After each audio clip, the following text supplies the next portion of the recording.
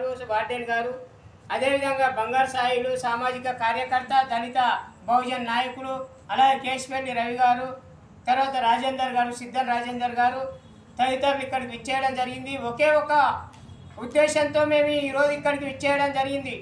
సావిత్రిబాయి పూలే గారు ఏ పరిస్థితుల్లో ఆమె ఉపాధ్యాయురాలుగా ఎంచుకున్నారో, ఉపాధ్యాయురాలుగా నియమించబడ్డారు, నాటి పరిస్థితులు ఏమిటి అనేది ఒక్కసారి విద్యార్థులతోని మేము అవగాహన చేసుకోవడానికి, మీతో ఆ సమస్యల్ని పంచుకోవడానికి ఇక్కడికి విచ్చేసాము. ఒకనాడు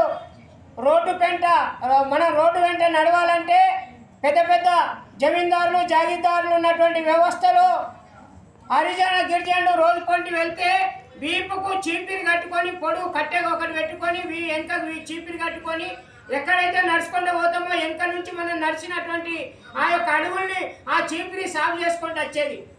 ఆ విధంగా మన నడకను కూడా గుర్తించలేని వ్యవస్థ ఒకనాడు ఉండే. డాక్టర్ బిఆర్ అంబేద్కర్ గారు చదువుకోవాలంటే ఆయన వీధి దీపాల కింద కూర్చొని చదువుకున్నటువంటి పరిస్థితులు.